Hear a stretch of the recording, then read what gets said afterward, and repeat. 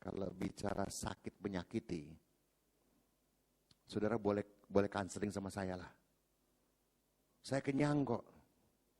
Dari dunia dagang sampai dunia rohani, disakiti terus oleh orang-orang yang berhubungan dengan saya. Tapi ya haleluya, sampai ini hari masih tetap lumayan, puji Tuhan tuh. Masih keren kan? Walaupun saya udah beberapa waktu yang lalu sampai mau khotbah aja minta bangku saya, saudara. Udah keleangan gini. Apalagi kalau ketemu mimbar yang masih bisa digoyang-goyang begini nih. Tuh, kadang-kadang ini yang bikin pusing kepala. Kurang mantap gitu.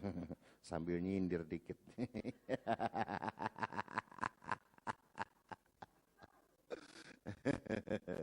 Saudara-saudara teman ya, jangan marah ya. Yang ketiga, tuh, kesetiaan pada Tuhan. Saya pikir kalau ini dua, ini nggak bisa, ini nggak mungkin, saudara kasih. Bohong besar buat kita kalau kita bisa setia kepada Tuhan, sementara kepada pasangan kita nggak setia, kepada di mana kita kerja, kita melayani gereja, ada juga kita nggak bisa setia. Kita bisa setia sama Tuhan. Menurut saudara bisa nggak sih? Bantu saya dong. Barangkali ada yang istimewa gitu, Superman atau Batman atau apa yang bisa gitu. Kalau saya anggap nggak bisa, saudara nggak sih? Betul nggak sih pemikiran saya ini? Pak Martin, betul nggak saudara? Impossible. Padahal kalau impossible, kalau kita pecah, imnya itu I am possible. You can be possible with God. Without God, you still impossible lah. Itu bahasa Inggris Singapura. Kita kok enaknya gitu orang Kristen kadang-kadang. Menghalalkan segala cara, menghalalkan pemikirannya dan lain sebagainya. Sehingga mereka berpikir bahwa mereka bisa, ini nggak usah semuanya, dan mereka bisa tidak setia pada pasangan, tidak setia pada perusahaan maupun gereja, tapi mereka tetap setia pada Tuhan. Is that true? Apakah itu benar? Kalau nggak salah berapa tahun yang lalu saya memberikan contoh di sini. Bahwa salib itu semua tahu salib itu berupa begini. Betul? Dan tengah-tengahnya ini entah dilas, entah dipaku, entah di apa, dari terserah deh. Pokoknya begini yang nggak bisa digoyang aja deh. Itu salib. Maka saya tanya itu waktu, apakah ada salib model begini? Miring begini. Ini tetap lurus. Karena saudara tahu inilah hubungan kita dengan Tuhan, amin. Ini hubungan kita dengan manusia. Hubungan kita dengan manusia boleh miring, sementara kita masih menganggap hubungan kita dengan Tuhan tetap lurus. Apakah bisa begini? Saya nggak pernah ketemu salib yang begini, saudara ngasih. Semua salib begini. Berarti semuanya sesuai dengan proporsional yang dikehendaki Tuhan.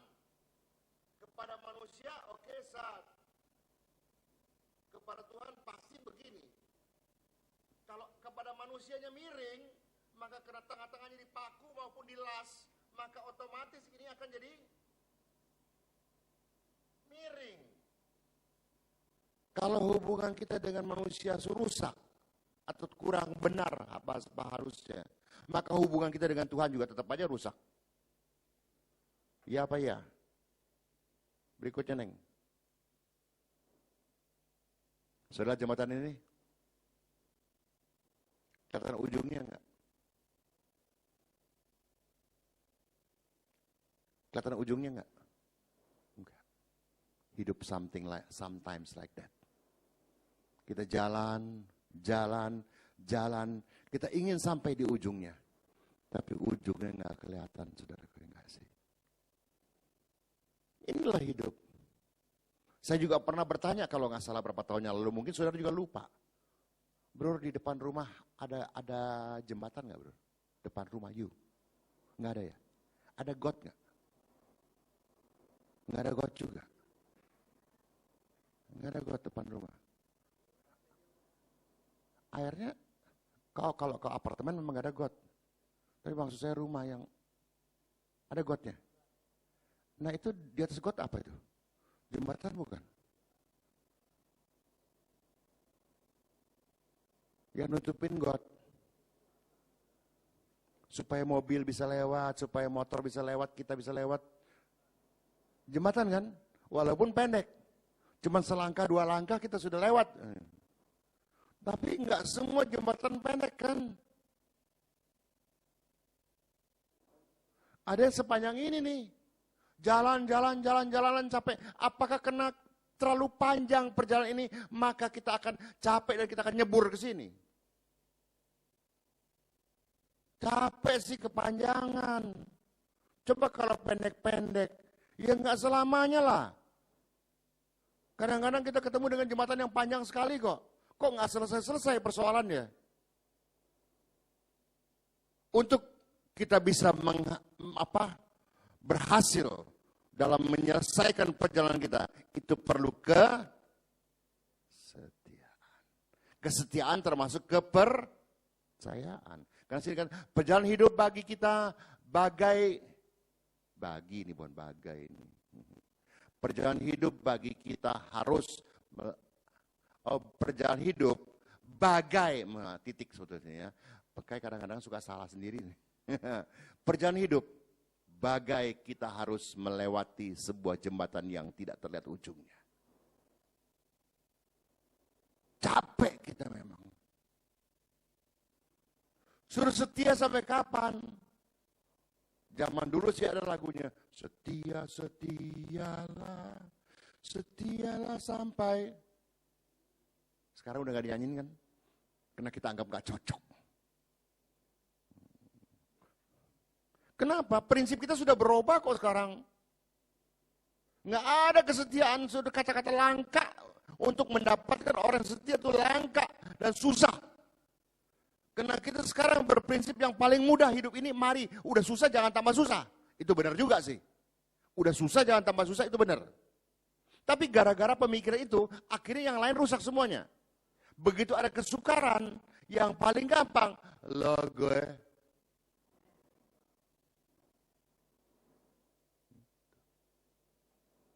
Mau bicara setia.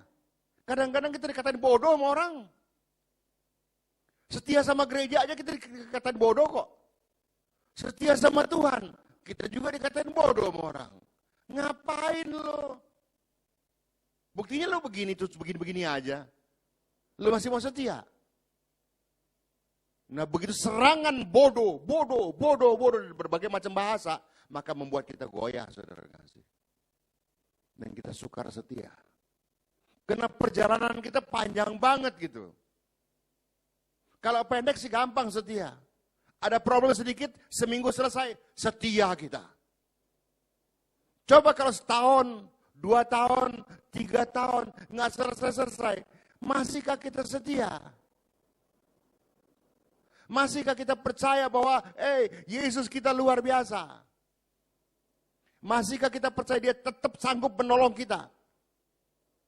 Kadang-kadang satu question mark besar di depan kita. Apa iya dia sanggup menolong kita? Karena berikutnya lagi sini katakan apa?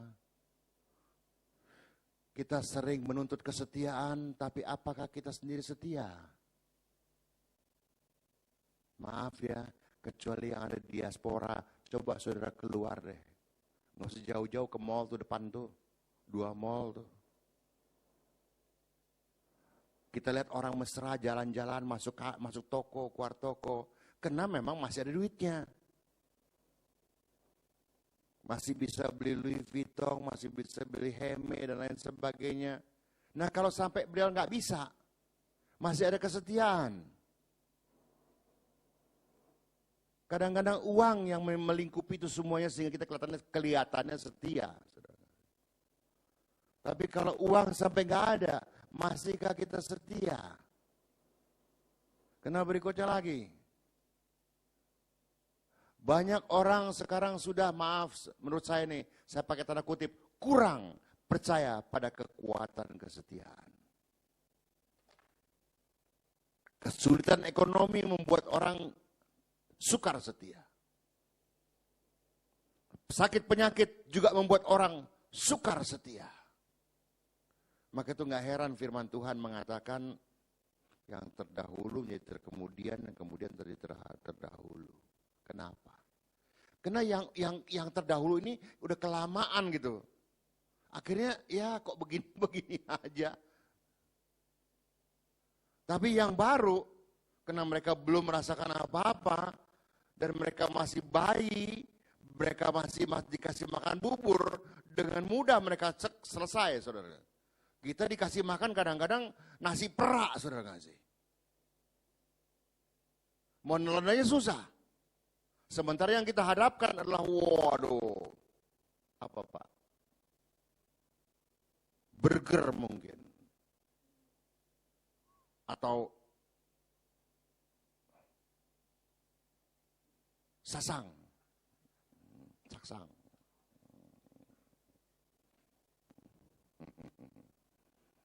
Nggak tahu yang datang ayam tiren. Nah kita ngomel terus lah. Haya Tuhan, nyi suruh ngai setia. Kita sudah, haya, nyi sendiri nggak setia sama ngai. Ngerti nggak ngerti, salah sendiri dah nyi sama ngai itu. Kau dan aku itu. Kita berharap Tuhan setia kok. Karena firman-Nya mengatakan Tuhan setia kok. Setia dia dalam firman ini kita persepsikan dengan cara kita, yaitu harus segera menolong. Detik itu baru namanya setia Tuhan. Kalau Tuhan menunda-nunda, itu excuse me. Nah ini persepsi yang salah daripada kita ini yang sering membuat kita kecewa, saudara nggak sih? Sehingga akhirnya kita sukar juga kembali setia. Kalau kita teruskan lagi. Lihat gambar ini tuh. Saya sengaja pakai gambar ini, kenapa? Karena orang ada sering banyak wajahnya. Di mana dia begini A, di mana dia jadi B, di mana dia jadi C, dan lain sebagainya. Sini dikata, do we still believe the power of loyalty, fidelity, or faithfulness? Ini semua sama. Kesetiaan. Masihkah kita percaya? Anak-anak aja banyak yang nggak percaya bahwa orang tuanya tuh pasti mencintai dia. Soal cinta saja anak-anak sudah meragukan. Kenapa? Karena anak itu minta sesuatu, lalu orang tuanya merasa nggak pantas dan belum waktunya. Anak-anak sudah mulai meragukan orang tua, kebaikan orang tua. Kita pun juga sering berdoa. Kita minta sama Tuhan, tapi ternyata Tuhan nggak jawab. Kita memang mungkin mulut kita nggak pernah keluar kata-kata yang nggak begitu enak, tapi dalam hati, who knows? Teruskan. Kita sering bicara setia pada Tuhan, tapi sekaligus kita bisa tidak setia dengan pasangan kita. Saya tambahkan, kok bisa ya? Oh di gereja, oh yes, Yesus. We love you, Lord. Ada amin? Amin. Kau setia? Setia. Mungkin pada satu hari ada seorang hamba Tuhan tergerak sehingga menggerakkan jemaat. Mari kita ulangi janji setia kita pada Tuhan. Maka semua pun melakukan janji setia lagi kembali kepada Tuhan. Saya nggak bilang salah soal itu. Tapi betulkah kita janji setia sama Tuhan?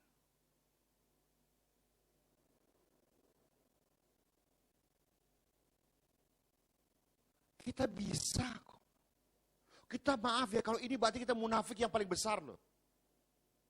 Pembohong paling besar. Kita bilang kita cinta Tuhan, kita setia pada Tuhan. Sementara kita tidak setia pada pasangan kita yang hidup bersama dengan kita puluhan tahun. Yang dari susah sampai senang, mungkin sampai susah lagi, sampai senang lagi.